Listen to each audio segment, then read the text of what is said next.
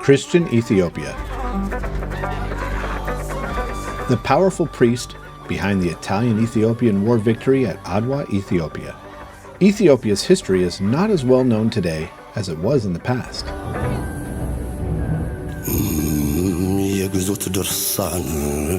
A Levite descendant named Shenkoro Woldeas, Abajegel, compiled the wisdom bestowed upon him to pass it on to his children. He is the father of the Kid, the last descendant of a noble bloodline. He descended from the Beta Zebeheri Lawawian priest family. Shenkoro's father, Abba Woldeas, the Kid's grandfather, served as a warrior priest of the Ethiopian Orthodox Church and Menelik's staff member.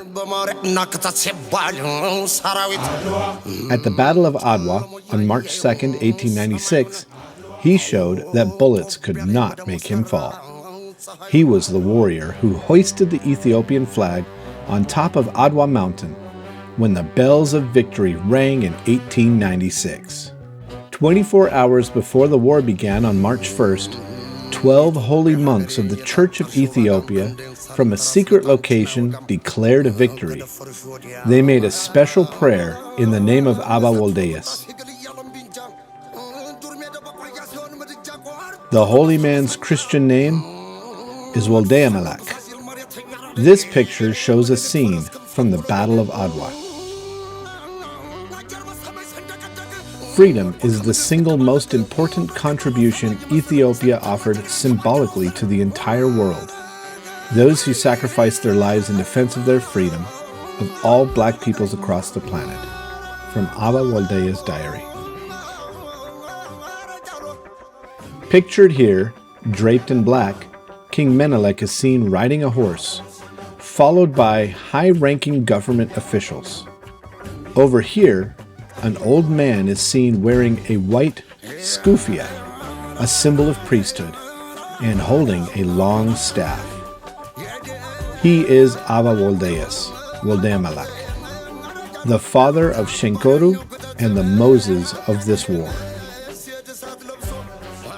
He came from an indigenous Ethiopian tribe that lived in the source of Gion, or Blue Nile, for thousands of years from the ancient priesthood of Ethiopia. He is also the keeper of the ancient knowledge of the cosmos.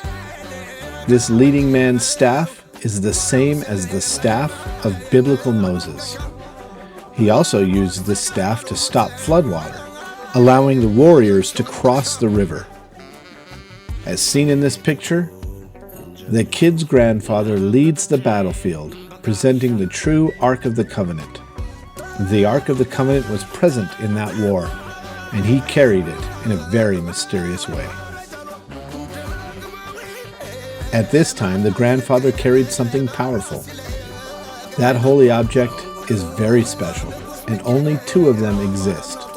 It is a garment worn by the Holy Virgin Mary. One is on a Greek island, Mount Athos, the most secret spot on the earth, and the spiritual capital of Orthodox Christians under the Byzantine Empire time clock.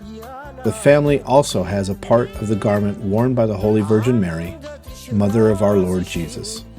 The second one remains in the Kid's family, handed down for 2,000 years.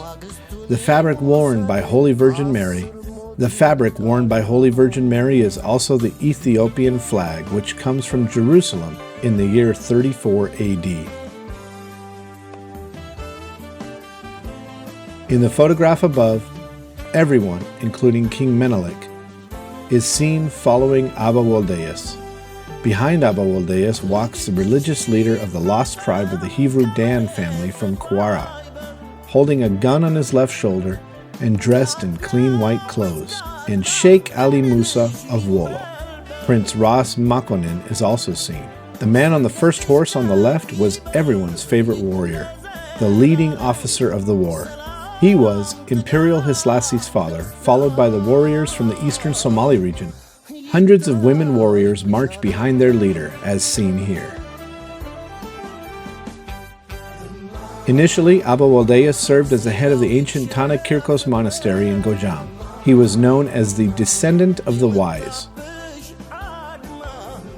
About 2,000 years ago, 18 years after King Basin's coronation, his ancestors made a prophecy about the coming of Jesus and his birth, and Ethiopians leading King Basin by counting stars.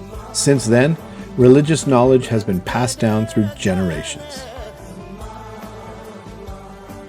Shenkoru, or Abajigo, the 76th descendant of his family, left the religious document, or parchment, to one of his 8 children. The successor, just like his forefathers, headed to Sekela in Gojam to learn the Ge'ez language, poetry, Kine, and Ethiopian hymn book. However, owing to the change in regime and the fact that the new regime was anti-religion, he returned to Addis Ababa without completing his studies. Shenkoru served the church as a religious authority and mobilized the people against enemies who acted against Ethiopia. In 1936, when Italy invaded Ethiopia, Shenkoru fought for 5 years. He was shot several times but would not fall. It was said that man possessed a shield that saved him from many things, including even a spear. His son, who inherited the history, also encountered numerous challenges but is committed to the country's sovereignty. He died more than 7 times but survived due to his spiritual power and miracles. Currently middle-aged, he goes by many names, including the biblical name Melchizedek, the last kid, or simply the kid, owing to his status as the last of the Levite bloodline.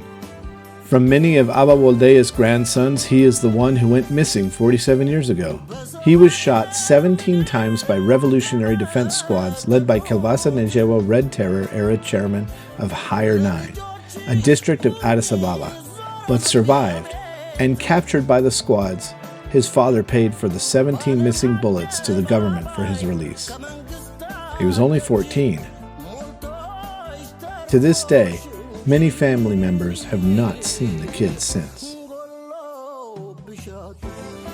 Now he is calling for everyone, including you, to give him a chance to be a witness of God, a witness of Ethiopia, a witness of the human race, and a witness to all of us, the people.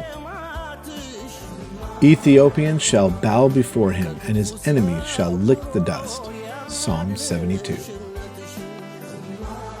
He is chosen to possess a treasure trove of knowledge, which contains all that humanity needs to guide itself along turbulent waters. He is now to be revealed. He didn't want to go to the grave and think, "You said nothing for all of us." He strongly believes that the story will inspire others. He wishes to pass the heritage back to the people and reveal stories that were not told, but only relayed among those of the noble bloodline. አንቺው ቆይልን